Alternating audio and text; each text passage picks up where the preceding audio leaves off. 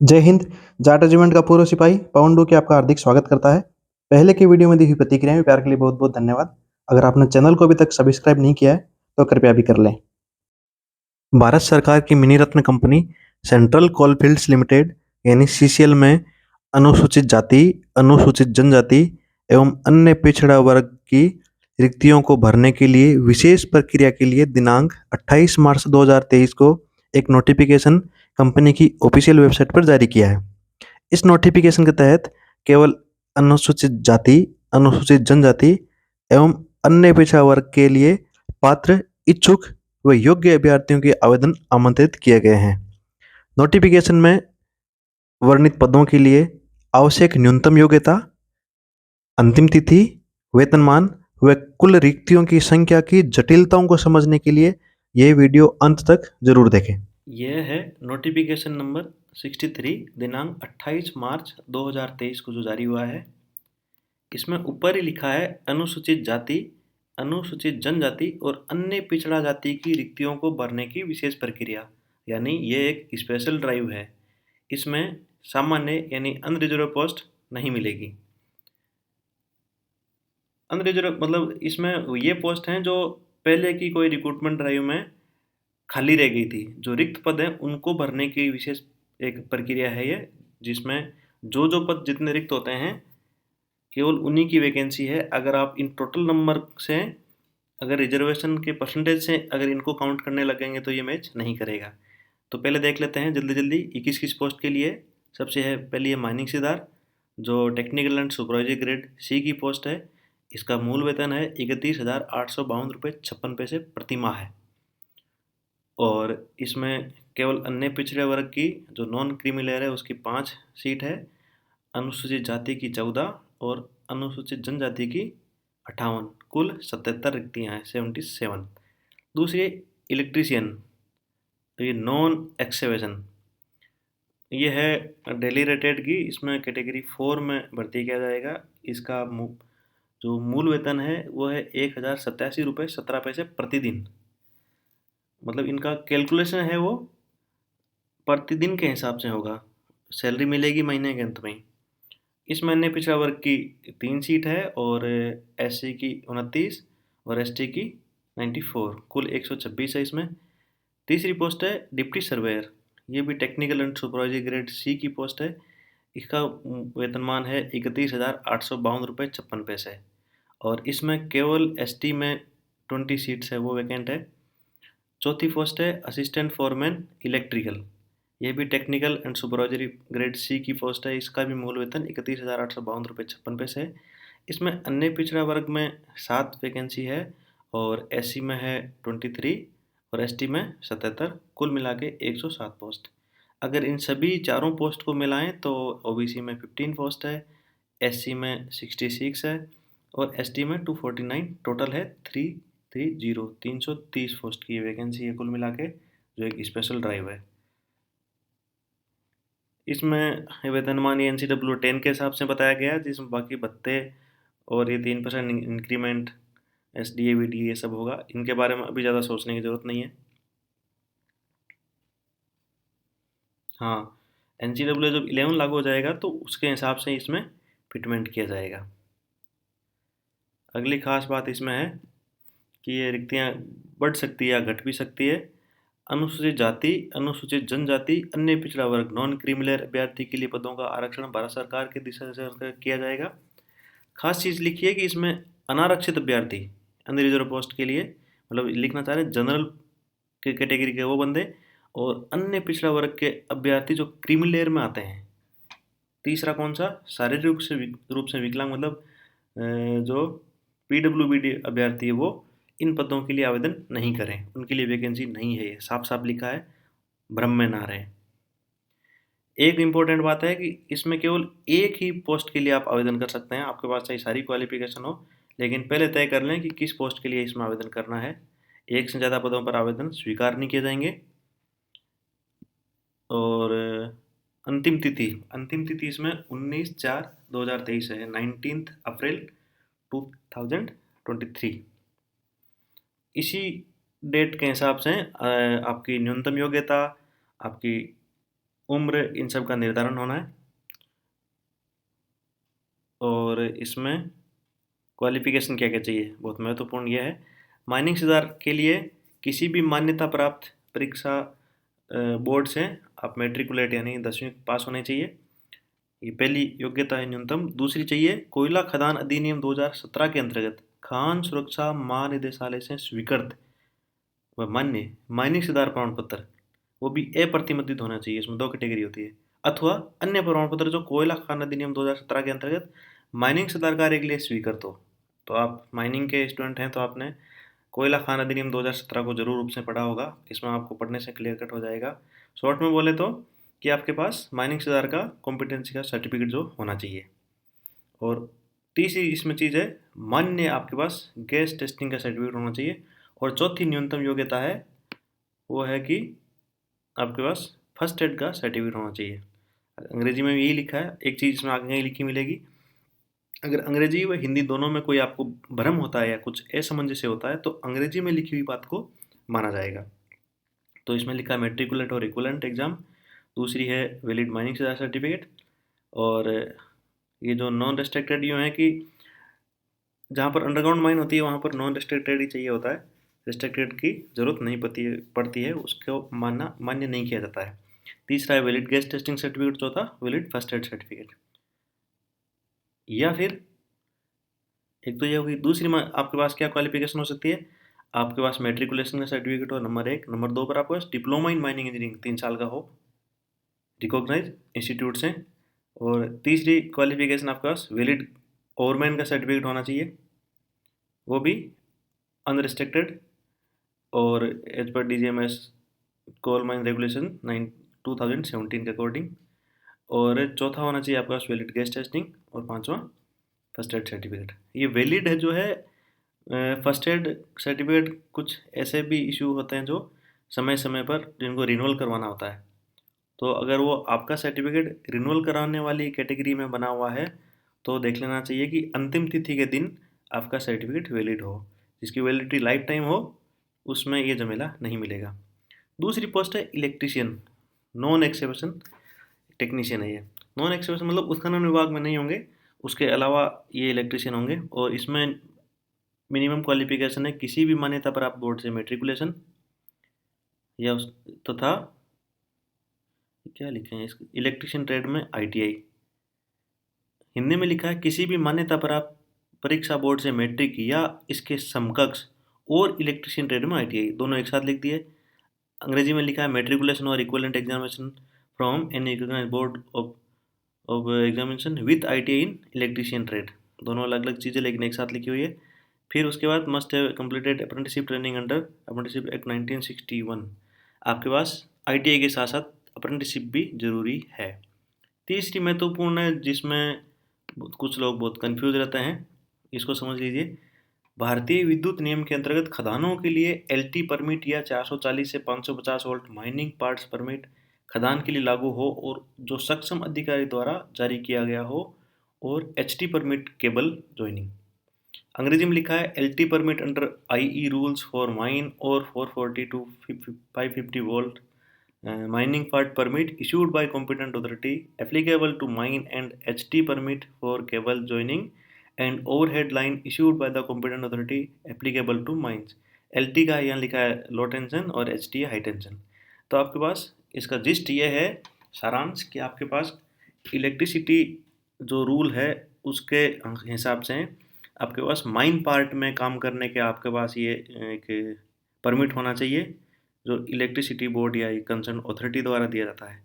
ये आपके पास सर्टिफिकेट होगा तभी आप इसके लिए एलिजिबल होंगे। तो इसको ज़रूर समझ लेना। तीसरी चीज़ है, तीसरी पोस्ट है डिप्टी सर्वेयर।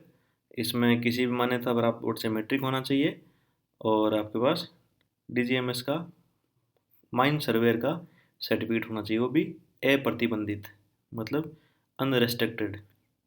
इतना ही चाहिए इसमें, दो ही चीज़।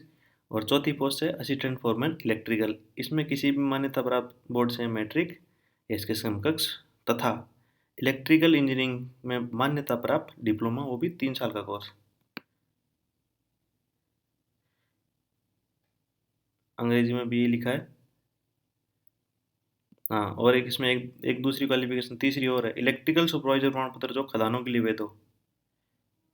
जहाँ से एलटी परमिट का लाइसेंस मांगा है, एलटी परमिट मांगा है, इसी तरह एक इलेक्ट्रिकल सुपरवाइजर का भी वैलिड फॉर माइन पार्ट, ये स्पेशली उसमें ऑप्शन होता है, उसके साथ होना चाहिए, माइन पार्ट के साथ में, तभी आप असिस्टेंट फोरमैन इलेक्ट्रिकल बन पाएंगे।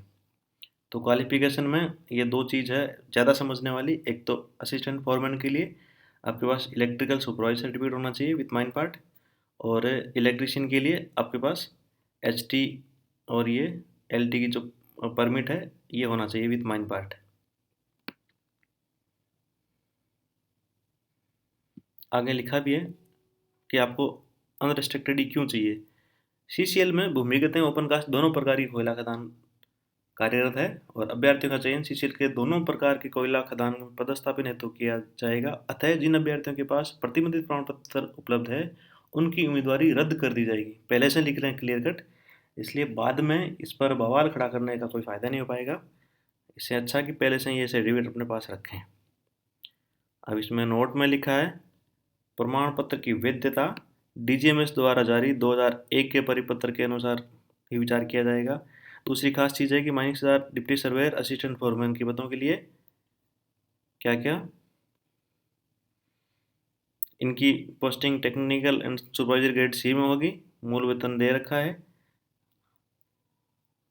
31,852.56 वो भी कौन से, NCW 10 के हिसाब से। NCW 10 है नेशनल कॉलवेज एग्रीमेंट है फुल फॉर्म इसकी, और थोड़े दिनों में 11th भी हो सकता है आ जाए। तीसरा है इलेक्ट्रीशियन नॉन एक्सकेवेशन, इसके लिए कुछ विशेष बात बताई गई है। ITI certificate holder with one, हाँ इसमें समझने वाली चीज़ है एक, अगर आपके पास ITI सर्टिफिकेट होल्डर है, आपकी कोर्स 1 ईयर का है प्लस 1 ईयर ट्रेनिंग है, तो आपको रखा जाएगा कैटेगरी 2 में। डेली वेजेज होगा आपका 1,034 रुपये 4 पैसे, और after successful completion of 1 year training category will be recognised. फिर आप कैटेगरी 3 में आपको परमानेंट पोस्टिंग होगी 1,065 रुपये 55 पैसे पर डे के हिसाब से।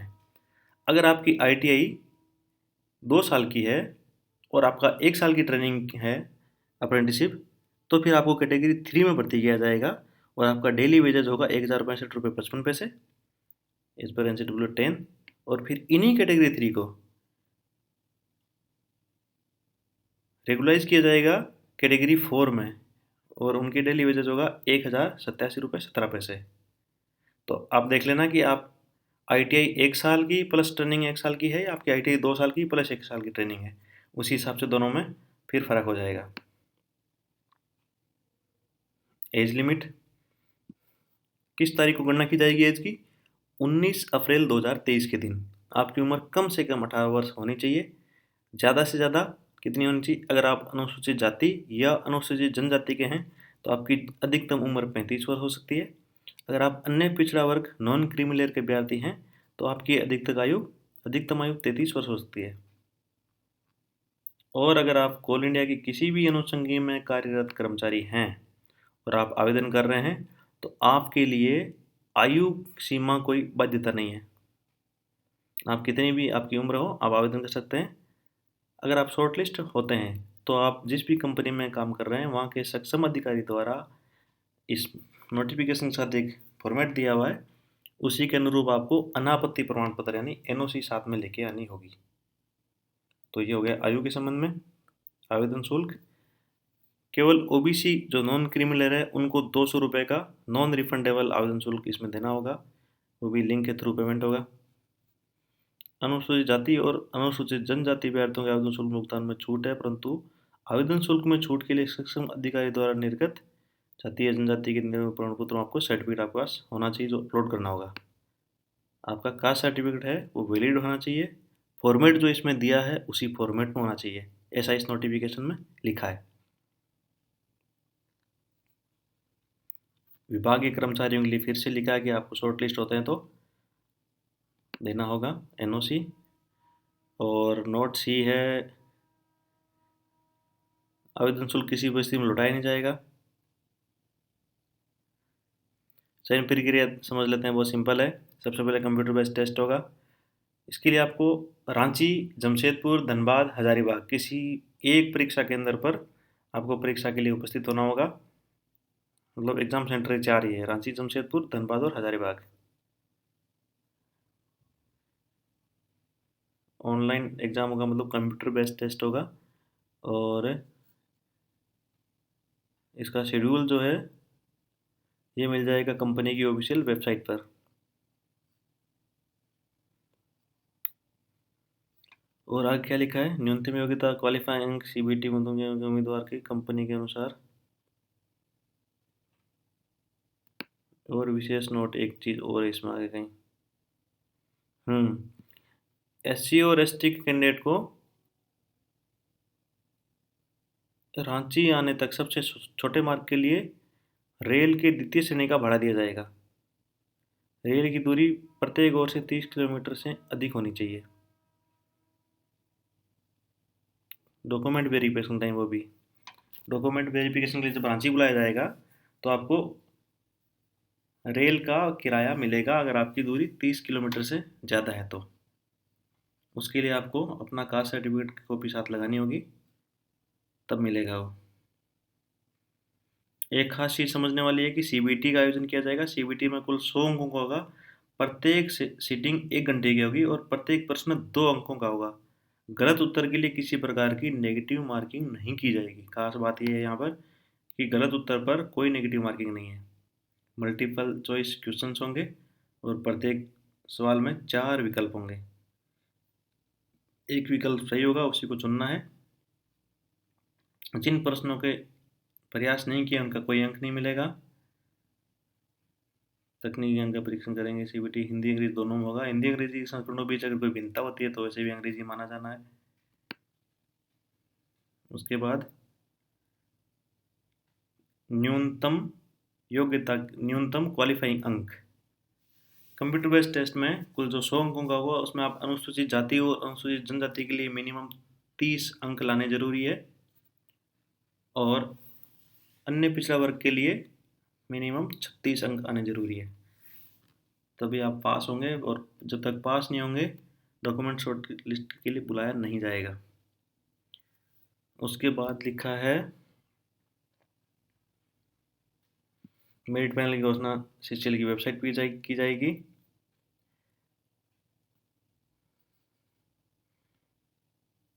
केवल वैसे अभ्यर्थी जो बिंदु संख्या 4 में दिए गए न्यूनतम क्वालिफाइंग अंक या उससे अधिक अंक प्राप्त करते हैं उन्हें दस्तावेज सत्यापन हेतु सीबीटी के प्राप्तांक अनुसार तैयार किए गए मेरिट पैनल में उनके स्थान अनुसार रिक्तियों को देखते हुए बुलाया जाएगा। वैसे अभ्यर्थियों को अपने सारे संबंधित दस्तावेज की मूल प्रति के साथ एवं इस रोजगार सूचना की उस पद हेतु न्यूनतम योग्यता मापदंड की पूर्ति सुनिश्चित करते हुए दस्तावेज सत्यापन में आना होगा। दस्तावेज सत्यापन की सूचना सीसीएल की वेबसाइट पर दी जाएगी। तदनुसार अभ्यर्थी को उचित दस्तावेजों के साथ उसी समय सारिणी के अनुसार आना होगा, अन्यथा उनकी उम्मीदवारी रद्द समझी जाएगी। इनका पूरा ध्यान रखना है। एक खास ध्यान दे रखना कि आवेदन करते समय अपने नाम और जन्म तिथि का जो सही स्पेलिंग ही उसमें लिखें। दोबारा उसमें कोई बदलने की कोई संभावना नहीं होती है। लाइफ टाइम का झमेला होगा अगर आपका नाम सही से नहीं लिखा गया तो।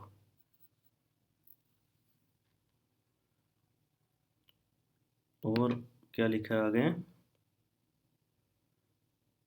अगर दस्तावेज सत्यापन की नियुक्ति के समय या किसी भी चरण में यह पाया जाता है कि अभ्यर्थी ने किसी भी रूप से योग्यता मापदंड पूर्ण नहीं कर रहे हैं तो उनको किसी प्रकार की गलत जानकारी या दस्तावेज आवेदन के साथ या उसके बाद प्रबंधन को प्रस्तुत किए हैं तो उस स्थिति में उनकी उम्मीदवारी रद्द कर दी जाएगी, किसी भी स्टेज पर हो जाए। फिर उसके बाद आपका स्वास्थ्य परीक्षण होगा। आवेदन कैसे करना है, आवेदन करने के लिए आपको कंपनी की ऑफिशियल वेबसाइट जो है www.centralcoalfields.in में लॉगिन करना है। आपके पास एक वैलिड मेल आईडी होनी चाहिए अपनी खुद की, एक मोबाइल नंबर, और ये आपको 30/3/2023 से 19/4/2023 तक आप आवेदन कर सकते हैं। 30 मतलब कल से ये शुरू हो गया था और 19/4/2023 तक आप आवेदन ऑनलाइन ही कर सकते हैं, दूसरा कोई इसमें तरीका नहीं है। आवेदन करने से पहले नोटिफिकेशन को कम से कम 2 बार हिंदी और अंग्रेजी दोनों में ज़रूर पढ़ना है। जब तक समझ में नहीं आए आगे नहीं बढ़ना है। उसके बाद क्या क्या चाहिएंगे उसके लिए? वर्तमान की रंगीन पासपोर्ट साइज फ़ोटो, कलर होनी चाहिए और पुरानी नहीं होनी चाहिए। इसमें लगता है 3 हफ्ता से पुरानी नहीं हो, जेपीजी ओब्लिक जेपीईजी फॉर्मेट में ही हो। इसमें साइज नहीं लिखी है कितना केबी की होनी चाहिए। और सभी शैक्षणिक अंक पत्र एवं प्रमाण पत्र, मैट्रिक, 10वीं 12वीं, वैधानिक सर्टिफिकेट, परमिट, उस पद के लिए न्यूनतम योग्यता के अनुसार व्यावसायिक अंक पत्र, मतलब डिप्लोमा, डिग्री, जितने भी सर्टिफिकेट्स हैं आपके, उनके आपको पीडीएफ फॉर्मेट में रखना है। अगर आपने उचित दस्तावेज नहीं लगाए तो आपका आवेदन खारिज कर दिया जाएगा।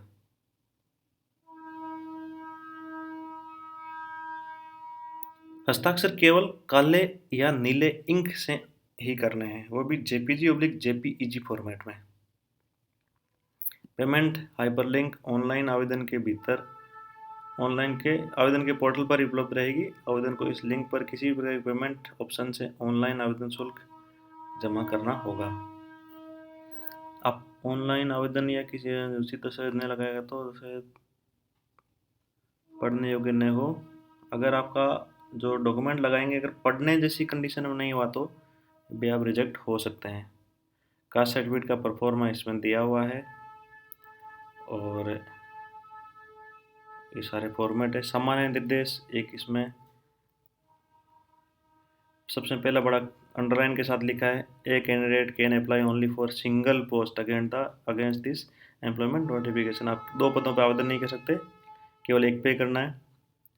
जो भी किसी सरकारी, असरकारी या सार्वजनिक स्वायत्तशासी क्षेत्र या कोल इंडिया लिमिटेड अथवा कोल इंडिया लिमिटेड की सहायक कंपनी में कार्यरत हैं विभागीय कर्मचारी, उन्हें शॉर्ट लिस्ट होने पर सक्षम अधिकारी द्वारा दिए गए प्रारूप में निर्गत मूल अनापत्ति प्रमाण पत्र जमा करना होगा। No objection certificate shortlisting के बाद पक्का चाहिएगा। तीसरे में लिखा है कि आप पहले सुनिश्चित कर लें कि आप योग्य हैं। चौथे में लिखा है कि आप ऑफिशियल वेबसाइट पर ही ध्यान दें और उसी पर पूरा पत्राचार किया जाएगा, मेल आईडी द्वारा, मोबाइल नंबर द्वारा भी। दूसरा कोई डाक से शायद आपके पास लेटर आ भी सकता है, लेकिन वेबसाइट को पूरा देखते रहना है। इस पूरी भर्ती प्रक्रिया के दौरान सक्रिय रहनी चाहिए। आवेदकों के साथ सारे पत्राचार केवल पंजीकृत डाक उनके द्वारा परिगणित ईमेल आईडी एवं मोबाइल नंबर जैसा आवश्यक तो पर ही किया जाएगा।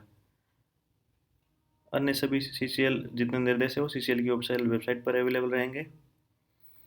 ये जितने भी डाउनलोड्स हैं आपके, चाहे इसके एडमिट कार्ड के, उन सब डाउनलोड करने की जिम्मेदारी आपकी खुद की होगी। जितनी भी जानकारी मिलेगी उसको जानकारी लेना भी आपकी जिम्मेदारी है। ऐसा नहीं बोल सकते कि हमने तो देखा नहीं था। आगे लिखा है, कंपनी के पास ये राइट्स होगा कि वो जब चाहे मर्जी आपका आवेदन को अस्वीकार कर सकता है। छठवीं में लिखा है,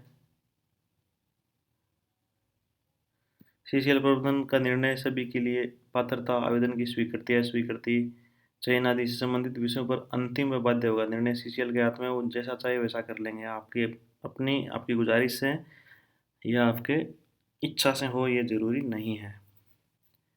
कोई भी संशोधन या इसका निर्धारित या रद्द या निलंबित भी कर सकती है कंपनी, इस नोटिफिकेशन को भी, पूरी भर्ती प्रक्रिया को भी। फिर उसके बाद अंतिम और आगे ये बाकी सब खास नहीं है। एक और लिखा है, विज्ञापन में अंग्रेजी और हिंदी संस्करणों बीच यदि कोई भिन्नता होती है तो आपको अंग्रेजी वाली ही माननी जाएगी। एक बार आवेदन भर चुका है उसके उपरांत श्रेणी या अनुसूचित जाति, अनुसूचित जनजाति, अन्य पिछड़ा वर्ग नॉन क्रीमी लेयर में परिवर्तन के लिए कोई भी अनुरोध नहीं माना जाएगा। तदनुसार लागू रियायत छूट बढ़ाया नहीं जाएगा। अंग्रेजी में लिखा है, in a request for a change in category that is SC/ST/OBC non creamy layer once filled in the application form will not be considered and accordingly concession/relaxation applicable will not be extended। इसीलिए आवेदन करते समय बड़ा ध्यान से उसको पढ़ के ध्यान से ही लिखना है। पते में परिवर्तन की भी कोई रिक्वेस्ट आपकी नहीं मानी जाएगी। अगर आपके शैक्षणिक, वैधानिक, व्यावसायिक, जाति प्रमाण पत्र, आवेदन में जन्म तिथि, आपके नाम, पिता के नाम, उपनाम में कोई फर्क या भिन्नता पाई गई तो उम्मीदवारी खारिज की जा सकती है। इसका भी ध्यान रखें। कंप्यूटर बेस्ड एग्ज़ाम के लिए जो बुलाया जाएगा उसका एडमिट कार्ड CCL की वेबसाइट पर जारी होगा। इसके बारे में कोई पत्राचार पर विचार नहीं किया जाएगा। डाक में देरी होती है तो भी CCL की जिम्मेदारी नहीं होगी। चयन के लिए कोई भी तरह का छुपना या किसी प्रकार के बाहरी दबाव को बढ़ा देने वाले विद्यार्थी को अयोग्य घोषित कर दिया जाएगा। और एग्ज़ाम सेंटर के दौरान कोई अनुचित तरीके का या दुर्व्यवहार करते परीक्षा हॉल में पाया गया तो उसको भी रिजेक्ट कर दिया जाएगा तुरंत। एक आपत्ति प्रबंधन का लिंक CBT के बाद समापन के पश्चात CCL वेबसाइट पर एक निर्दिष्ट समय सीमा तक उपलब्ध होगा। उसमें अगर लगता है किसी को एग्ज़ाम के दौरान या एग्ज़ाम के बाद कि यह सवाल गलत था या सवाल का उत्तर गलत था, तो आप उसकी टिप्पणी या उसकी आपत्ति आप दर्ज करा सकते हैं। ऐसा एक लिंक प्रोवाइड किया जाएगा। ये एक हेल्पलाइन नंबर दिया है, अगर आपको इसमें आवेदन करने में कई प्रकार की कोई समस्या होती तो उस पर आप पूछ सकते हैं। और सबसे लास्ट है कि किसी प्रकार का विवाद रांची में निपटारा किया जाएगा। सबसे अंतिम और सबसे महत्वपूर्ण चीज़ है तिथियाँ। महत्वपूर्ण तिथियाँ ऑनलाइन आवेदन प्रारंभ तिथि 30/3/2023 से मतलब कल से हो चुकी है। अंतिम तिथि आप 19/4/2023 तक आवेदन कर सकते हैं। खास बात यह कि आगे की तिथियाँ भी बहुत सही बता दी है। प्रवेश पत्र डाउनलोड करने की तिथि है 30/4/2023 से 4/5/2023 के बीच में। और आपका कंप्यूटर बेस्ड टेस्ट होगा 5/5/2023 को। परिणाम को घोषणा हो जाएगी 29/5/2023 को। दोनों में फर्क तो नहीं है, सेम है। 30/4/23, 4/5/23, 5/5 और 29। तो ये था नोटिफिकेशन। इसके बाद में सारे एक सिलेबस दिया हुआ है, इसको पढ़ना होगा। माइनिंग सुधार के लिए ये है, डिटेल से पढ़ना। सर्वेयर, फिर इसके बाद असिस्टेंट फोरमैन और इलेक्ट्रीशियन। बहुत लंबा चौड़ा सिलेबस है, लेकिन सिलेबस दिया तो अच्छी चीज़ है कि इसी में से आएगा। बाकी आगे सारे फॉर्मेट्स है। उम्मीद करता हूँ इस नोटिफिकेशन में वर्णित सारी बातें आपको सही से समझ में आई है। ये वीडियो कैसा लगा लाइक व कमेंट करके ज़रूर बताएं। और अगर आपने चैनल को अभी तक सब्सक्राइब नहीं किया है तो कृपया भी कर लें। बहुत बहुत धन्यवाद। जय हिंद।